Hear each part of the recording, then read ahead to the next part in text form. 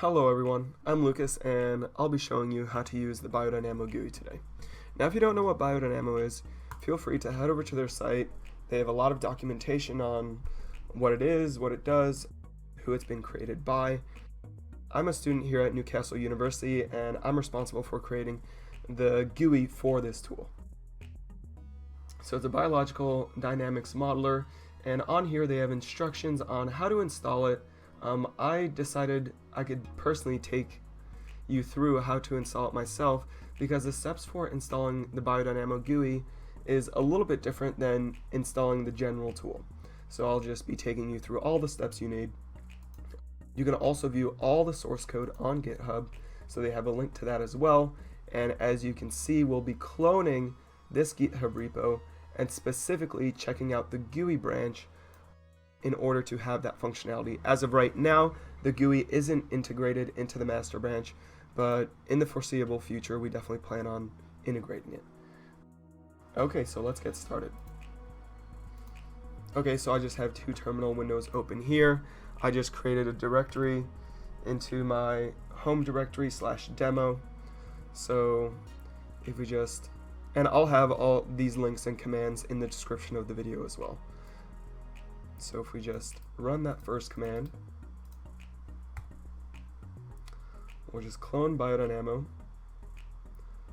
So if it isn't obvious, you're going to need internet the first time you install this, just to be able to clone the repo, of course. And then also when you install, it'll download packages such as root or ParaView, and those are fairly large packages, so just make sure you have internet the first time you install it. Alright, so now that we have BioDynaMo installed, we'll change into the BioDynaMo directory.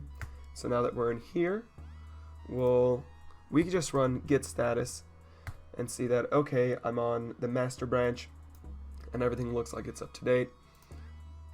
So now let's check out the GUI branch. Here we go. Alright, so here you might get a little warning saying you're in this detached head state. Don't worry about it. This just means we're on this remote branch and we have all the source code that we need in order to get this GUI started. So now that you've checked out that branch, let's go ahead and install. So as you can see, when I listed the directory contents, there's this install script, so then by just running this, we simply run that script. And then it'll ask if we want to perform changes such that it'll install all the prereqs. And so prereqs, like I mentioned before, there are going to be different packages for BioDynaMo. So if it is your first time installing, you're definitely going to want to type in yes, and that's going to ask you for your admin password. So now I'll just install the necessary packages.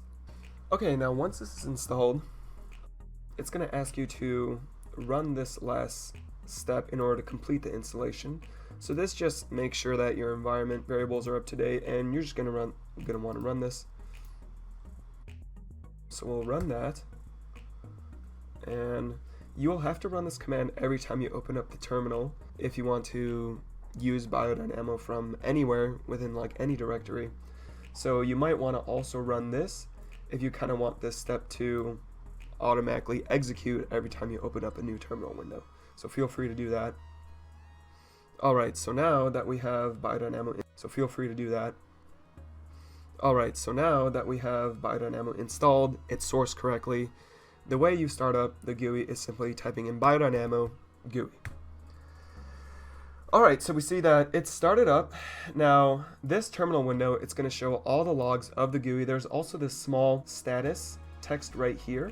So you're going to want to look at that, and then for kind of all the debug information and all the output, it's just going to be right here, just in case you don't know what's happening in the GUI. If it's not apparent, you can always look here for more information. Alright, so I'm just going to expand this a little bit. We're going to have this in the background here. Okay, so here's the GUI, and so the first thing we're going to want to do is we can create a new project by going to File, New Project, or we can click this little icon here, New Project, or just go to New Project down here. So I'll just click New Project. let's name this project 3 since I already created 1 and 2 before. Alright, and then just navigate to the directory that you'd like to have the project in. So I just put all my projects in this folder called BDM projects. Alright. So the location, well, I'll make it populate here, and then you can just click create. So then this will create this project 3 right here. Now if we go to that directory, so I just created mine in BDM project, which is right here, we'll see that it created this project3.root file.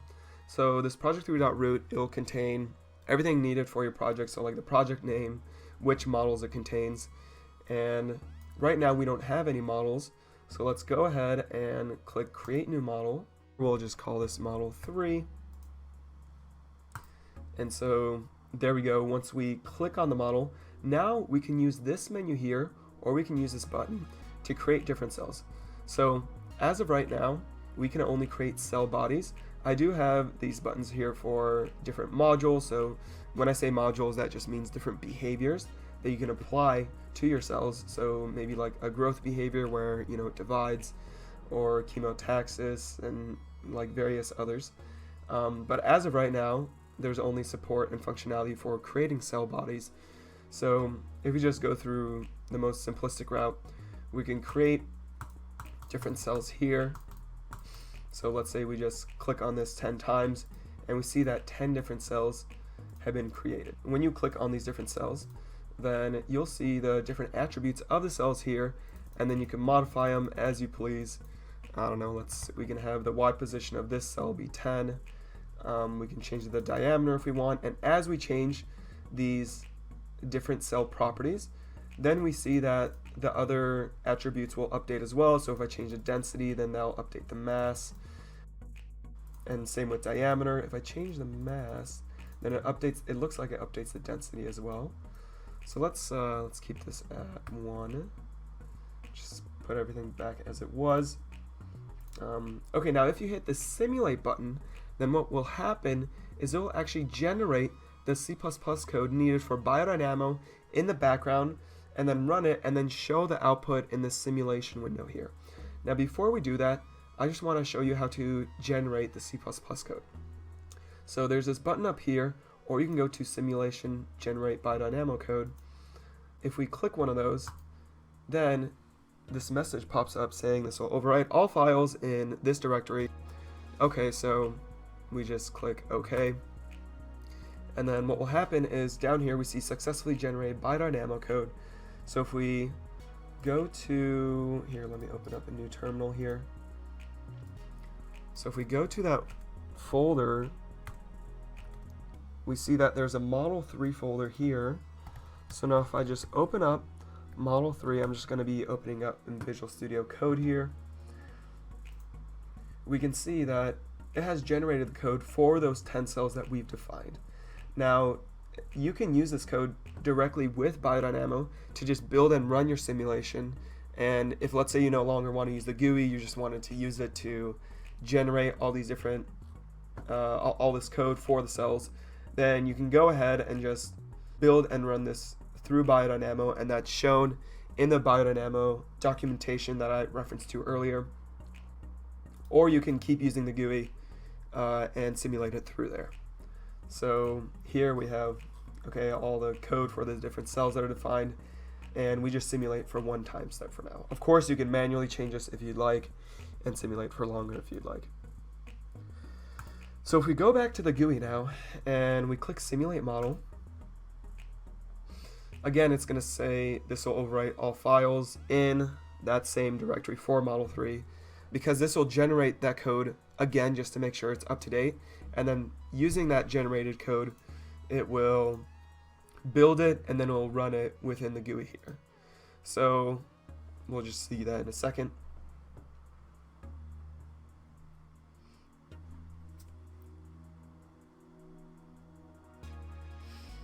Okay, so we see that it's generated the 10 cells over in this simulation window here. Alright. Now it looks like, Oh yeah, it looks like the first cell is a little bit off. I almost forgot that I edited the Z position of the first cell here, so you can see that that first cell is a little bit higher, and then we have the second cell, the third, the fourth, the fifth, the sixth, the seventh, the eighth, the ninth, and the 10th. So those are our 10 cells there. Okay, great. And now if you want to save your project, you just go up here and click save, and that'll just kind of save all the models, all the positions, and all the changes you made. And then to open that project back up, you can just click open root file. You'll see this warning pop up, press OK to save the current project and load an existing one. So we'll do that, and we'll just load up the exact same one. So we open it, we see that the 10 cells are there again, and we see that first cell has that Z position of 10 that we edited beforehand. So now let me show you how you can create a cell grid using the GUI. So now to create a cell grid, I'm just going to be creating a new project once again. So let's call it project 4. I'm just going to put it in that same folder. BDM projects, alright.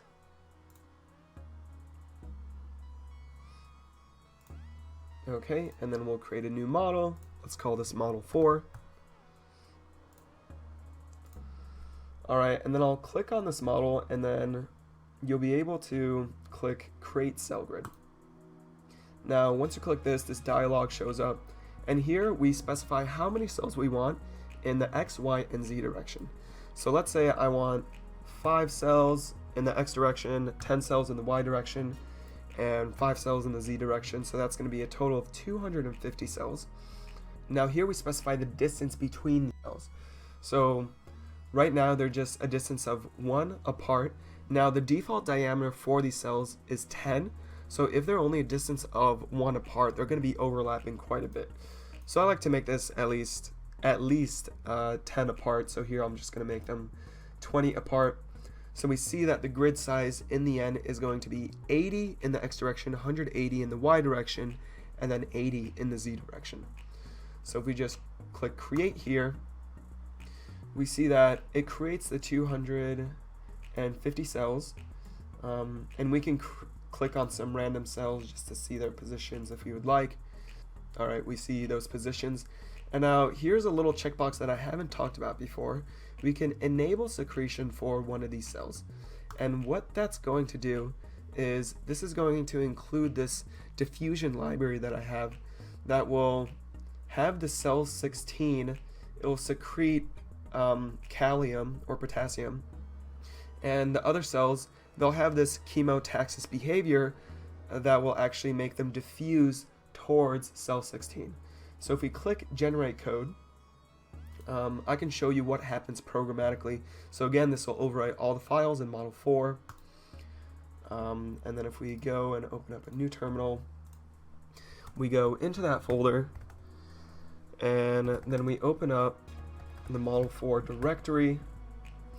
Now if we look at the source code for model 4, here, let me just make this a little bit bigger, then we can see, what was it?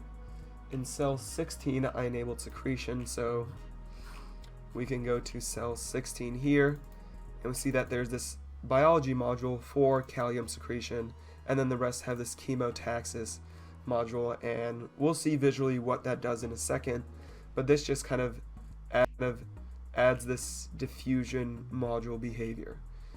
So here, let's close out of that, and now if we go ahead and simulate this model, we should see cell 16 at position 060 become red to signify that it's secreting this chemical, and then the rest of the cells will still stay blue, and we'll see those cells travel towards cell 16. So since we're simulating 250 cells here, it's going to take a little bit longer to start up, and then okay, so we see those cells that have been created in a grid. Those blue cells are going towards the gradient, towards the chemical gradient, towards cell 16. So now this will run for a default of 500 simulation steps.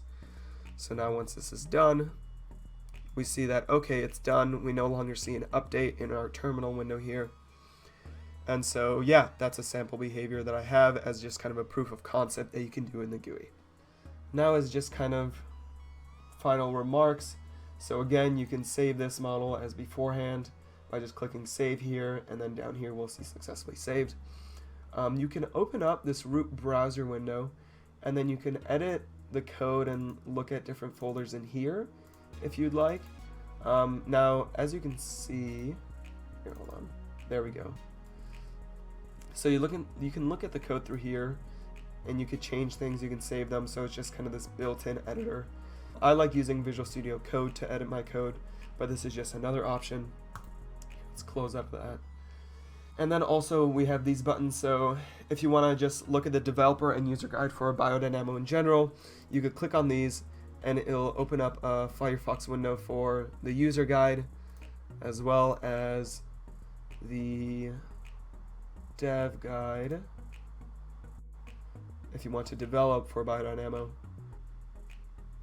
Okay, and then we can also just look at the license for this model creator. We can look at the about, so we see it's been developed by me, Lucas, and it's been compiled with this framework called Root. Root is just this physics framework developed by CERN, and I decided to use it since it's already been well integrated into BioDynaMo. Yeah, that's the GUI. Thanks for watching through the whole video and having the patience. And yeah, I hope you enjoy using this tool. Alright, goodbye.